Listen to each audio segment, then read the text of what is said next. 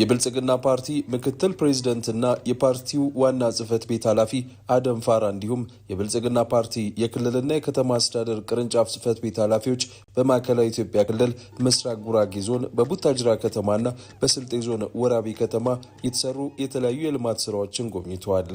አመራሮቹ በዞኖቹ በኢንዱስትሪ፣ በአረንጓዴ ልማት፣ በተቀናጀ ግብርና፣ በሌማት ትሩፋት እንዲሁም በገጠርና ከተማ የኮሪደር ልማት የተሰሩ ስራዎችንም ተዘዋውረው ተመልክተዋል። በአጠቃላይ በጉብኝታችን ያየነው የማዕከላዊ ኢትዮጵያ ክልል በሁሉም ዘርፎች ፈጣን የልማት ጉዞ ላይ እንደሚገኝ ነው። በአጠቃላይ ከጉብኝታችን ያየነው መሪ ፓርቲ ምርጥ ሀሳቦችን በየአካባቢው ያሉ እምቅ አቅሞችን ለመጠቀም የሚያስችል አካባቢን ከመለወጥ አልፎ ሀገርን የሚያበለጽግ ሀሳብ ይዞ ከቀረበ የግል ሴክተሩ ህዝቡ የድርሻውን ለመወጣት ዝግጁ መሆኑን ቁርጠኛ መሆኑን ነው ያየነው። ገጠሩ የሀገሪቱ ክፍል ተዘንግቶ የሚረጋገጥ ብልጽግና የለም ያሉት አቶ አደም ፋራ የገጠርና የከተማ ልማት በተቀናጀ ሁኔታ እየተሰራ እንደሚገኝም ገልጸዋል። ብልጽግና ፓርቲ በኢትዮጵያ ሁለንተናዊ ብልጽግና የማረጋገጥ ራዕይ አለው። ይሄ ሊረጋገጥ የሚችለው በከተማ አካባቢ በመንሰራው ስራ ብቻ አይደለም። አብዛኛው ህዝባችን የሚኖርበትን አብዛኛው የሀገራችን አካባቢ የሆነውን ገጠሩን ዘንግተን እንደ ሀገር የምናረጋግጠው ሁለንተናዊ ብልጽግና አይኖርም። ከዚህ አኳያ በሁሉም ዘርፎች ለገጠርና ለከተማ እኩል ትኩረት ሰጥተን እየሰራን እንገኛለን። እንደ ሀገር ሁለንተናዊ ብልጽግና ለማረጋገጥ ትልቅ ድርሻ ያለው ጉዳይ ነው። በማዕከላዊ ኢትዮጵያ ክልል ምስራቅ ጉራጌ እንዲሁም ስልጤ ዞኖች በተደረገው ጉብኝት ብልጽግና ፓርቲ የያዛቸው እቅዶች ወደ መሬት ወርደው ህብረተሰቡን ተጠቃሚ ማድረጋቸውን መመልከታቸውን የሚናገሩት ሌሎች የፓርቲው አመራሮች በበኩላቸው በተለያዩ ዘርፎች እየተከናወኑ ያሉት እነዚህ ተግባራት ለሀገር ሁለንተናዊ ብልጽግና ከፍተኛ ድርሻ እንደሚኖራቸውም ገልጸዋል። በዚህ ስፍራ ላይ የምናየው የስራ እድል ፈጠራ ነው።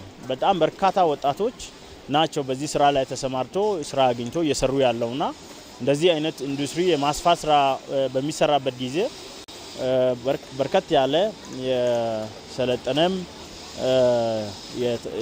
የተማረ የሰው ኃይል ወደዚህኛው ኦብዞርቭ ያደረገ ለሀገሪቷ ትልቅ አስተዋጽኦ የሚያበረክቱ ኢንዱስትሪዎች ናቸው። እንደዚህ እየሰፉ ከሄዱ በሌማት ትሩፋት እንዲሁም ደግሞ በማኑፋክቸሪንግ በኢንዱስትሪዎችን በማኑፋክቸሪንግ እንዲለማ የሀገር ውስጥ ከውጭ የምናመጣው እዚህ እንዲመረት የማምረት አቅማችን ደግሞ ወደ ውጭ እንድንልክ ሃርድ ከረንሲ እንዲገኝ የስራ እድል ፈጠራ እንዲኖር የሚለማው ልማት ደግሞ የአካባቢውን ህዝብ ይዞ የሚያድግ በሚሆን መልኩ ነው ፋብሪካዎች እየተገነቡ ያሉት።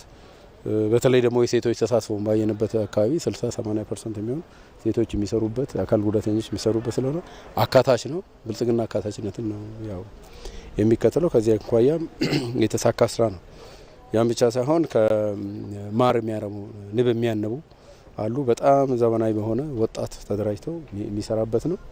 ይሄም በግብርናው ሁለንተናዊ ግብርና ውስጥም በራሱ ብዛ ዘርፍ አለው። ግብርና አትክልትና ፍራፍሬ ያለው፣ ቡና አለው፣ ግብርና አለው፣ እንስሳት እርባታ አለው፣ ንብ ማነብ አለው። ይሄን ሁሉ አጠቃላይ እየሰራ ስለሆነ በትክክል የብልጽግና ጎዳና ላይ መሆኑ አመላካች ነው።